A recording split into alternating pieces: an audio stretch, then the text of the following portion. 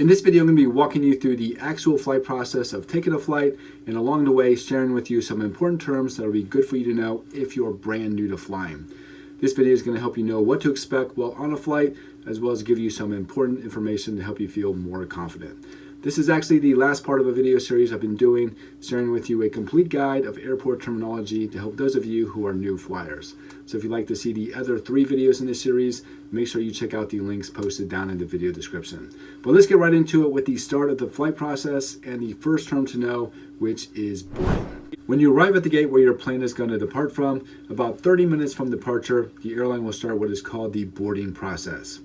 Airlines do this a lot of different ways, but boarding simply means the process of getting on the plane. This is usually done by the airline calling specific boarding groups or zones, and you can find out which boarding group you're in by looking at your boarding pass. For most airlines, passengers are split into multiple classes, with the lowest class being economy, then premium economy, then business class, and then first class. Each class above economy gets better upgrades, such as more legroom, even horizontal beds, better entertainment systems, finer dining, and so on. Once your boarding pass has been scanned, you will then most likely use what's called a jetway to get from the gate of the airport to the plane you'll be flying on. These jetways are movable and adjustable to height to accommodate many different types of aircraft. After you have boarded the airplane and have found your seat, the area you'll find yourself in is called the cabin area, which is just an area inside the airplane that is accessible by passengers. Above your seat, you'll notice overhead storage bins. These are there for you to store your carry-on luggage in. And a tip for you here, don't store your luggage in a storage bin behind where your seat is located. This is because once the plane has landed and arrived at the gate, everyone will be in the aisle trying to get off the plane. And if your luggage is somewhere behind your seat, you're either going to have to ask someone to grab it for you or wait until everyone is just about off the plane before you're able to get to it. The overhead storage compartments must be closed during takeoff and landing, but you can access it during flight once the seatbelt sign has been turned off. If you checked your bag with the airline, then your bag will be stored in what's called the cargo hold. The cargo hold is located beneath the airplane and is where all checked luggage is stored. Now, depending on the airplane you're flying on, you may get a peek of what's called the cockpit as you're boarding the plane.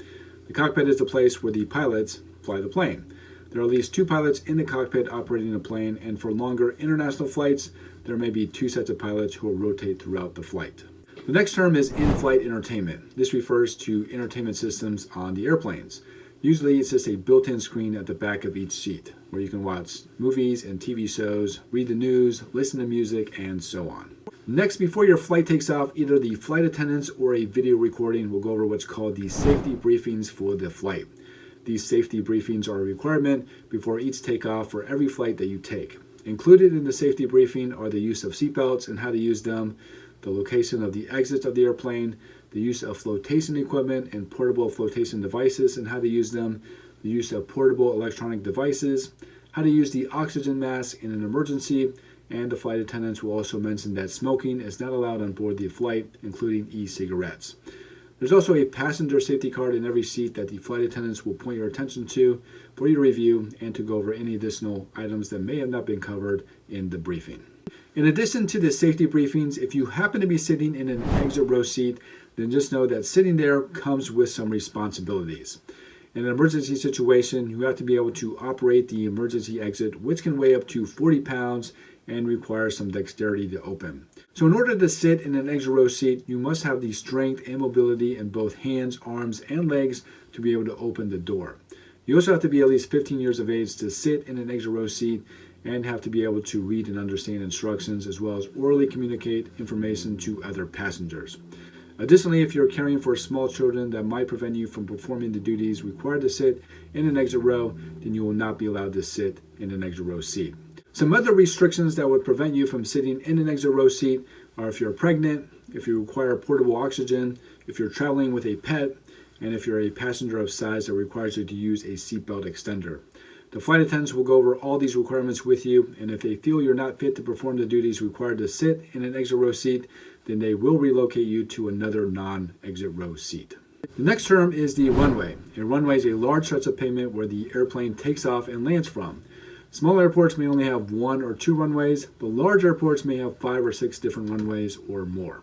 When it comes time to take off from the runway, if it's your first time flying, you're going to hear the engines of the plane open up and you'll most likely feel some pressure on you as the plane goes down the runway. You might also feel some shaking, especially if it's a windy day, but not to worry, these are all normal experiences.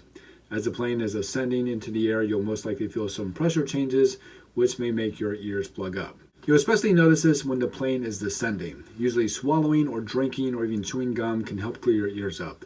What you definitely want to avoid is flying with a head cold. It can be very hard to clear your ears if you're able to do so at all, which means if you're not able to clear them, you're going to feel some intense pressure in your ears, and it can be very painful. The next term I want to cover is the term turbulence. Turbulence is just simply unstable air. It can be created by many different conditions, including atmospheric pressure, jet streams, air around mountains, cold or warm weather fronts, or thunderstorms.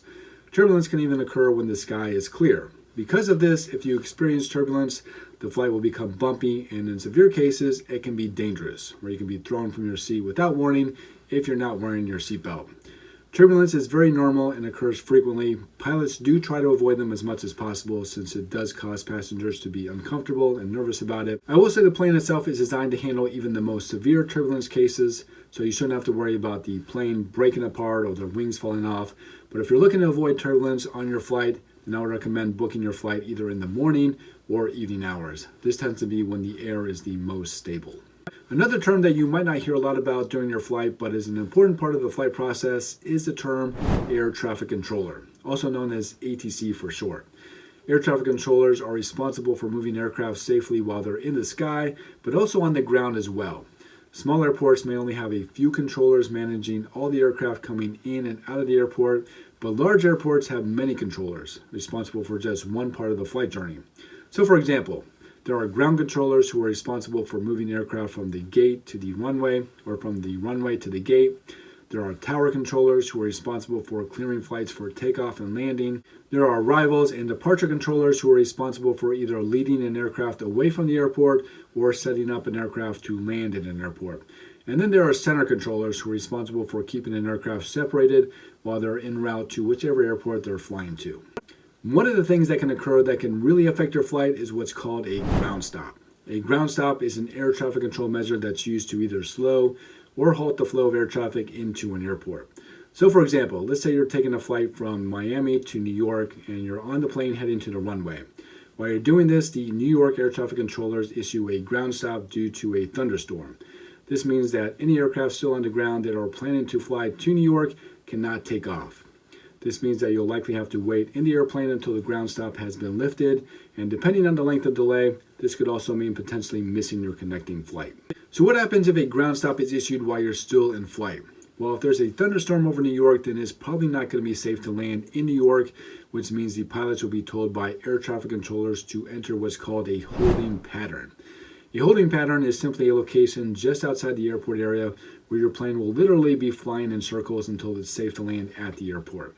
Now, if the delay is excessive or the airspace is getting too crowded, you could be forced to divert to an alternate airport. If this happens, then it is the airline's responsibility to find a way to get you to the airport you were intending to go to. This could be using the same airplane you were just flying on or a different one, or if the airports are close enough together, transporting you by bus, which I have seen happen before. If your flight is over an hour long, then you can expect to receive a drink and a snack unless you're flying a low-cost budget airline, in which case you'll most likely have to pay to receive these items. For flights over 6 or 7 hours, you can expect to receive a full meal during your flight. And before it's time to land, the flight attendants will collect any remaining trash and prepare the cabin for landing. For you, this means that if you're out moving around, you'll need to return to your seat and fasten your seatbelt for landing. Upon landing, you'll be able to use your phone as normal again. And if you have a connecting flight, make sure you check out to see which gate you'll need to go to by checking the departure screen and looking for your airline and flight number. You can also find this information by looking on the airline's website or app. And if you need to collect your luggage, look for the signs leading you to baggage claim. Well, I hope this video series was helpful to you. And if you have any questions about anything I covered in either of the videos, make sure to post those questions down in the comment section and I'll make sure to respond to you. Thank you so much for watching, and I hope to see you again in a future video.